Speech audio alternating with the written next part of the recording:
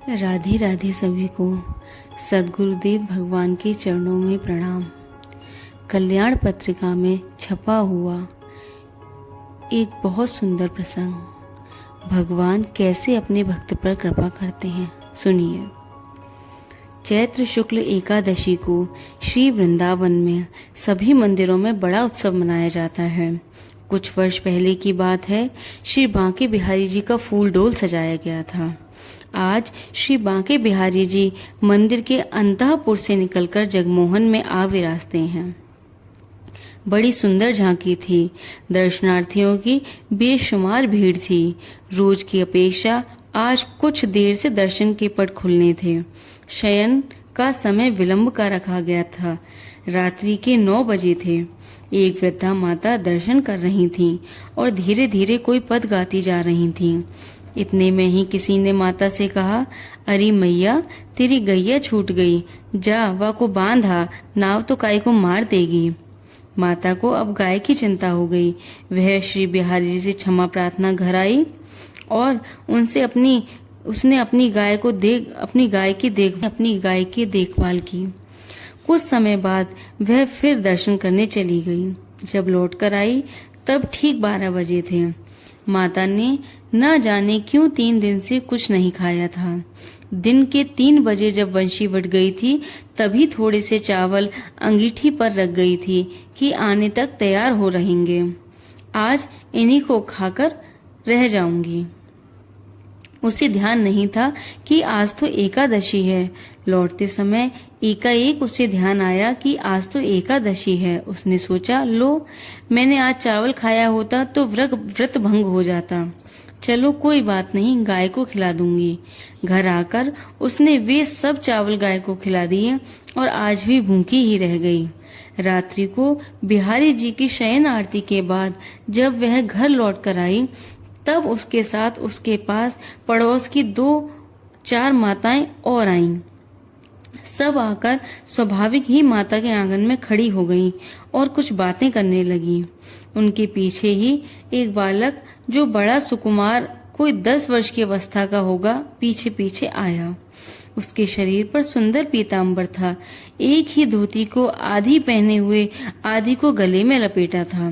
पैरों में कड़लों के सिवा कोई आभूषण न था। रंग सुंदर, सांवला और घुंघराली अलकावली मुख के चारों ओर छिटक रही थी। उसके हाथ में एक बड़ा सा कुल्हड़ था जिसमें लगभग 1.25 सेर मिठाई और कुछ फल थे। बालक ने आते ही कहा, अरे मैया, तू या को खाए ले, तो को भूख लगी होएगी, बिहारी जी ने तो को प्रसाद भेजो है।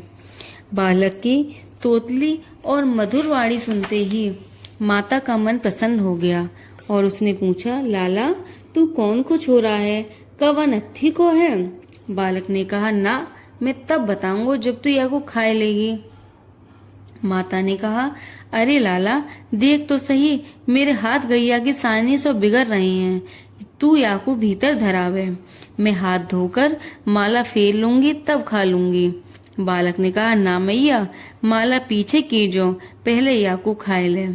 माता ने फिर पूछा, लाला, तू बतावे चौना है, कौन को है? तब भी बालक चुप ही रहा। माता ने उसे फिर संकेत किया।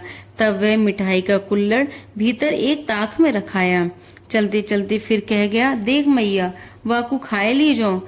माता ने सोचा, मेरे बेटे ने कहा था कि माँ, नत्थी का एक लड़का है, यदि वह किसी दिन हमारे यहाँ आए तो उसे खाली हाथ मत लौटा देना, उसके हाथ में 1-2 रुपया रख देना। माता को अपने लड़की की कही हुई बात याद आ गई और वह घर से शीघ्र 2 रुपये निकालकर बालक को पुकारती हुई उसके पीछे चली। अरे लाला, सुन तो सही, तू कौन को छुरा है, ने बतावे चौना है।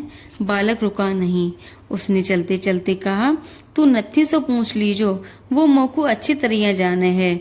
बालक दान गली में जाते हुए थोड़ी देर तो दिखाई दिया, फिर जाने कहाँ खो गया। माता लौट आई। उसने सोचा, कोई बात नहीं, नत्थी सुबह आवेगा ही, उससे पूछ लूंगी और तभी ये रुपए भिजवा दूंगी। सुबह नत्थी आया। माता ने कहा, तेरो लाला बड़ी रात को बिहारी जी को प्रसाद लेके आए हो, तेने भेजो काम। नत्थी ने भेजा हो तब ना, उसने साफ मना कर दिया। तब माता को आश्चर्य हुआ। वह बालक किसका था, इसका पता लगाने शहर में निकली। जहां तहां उसका परिचय था और इस अवस्था के बालक थे। उसने सब जगह पूछा पर कहीं पता नहीं चला।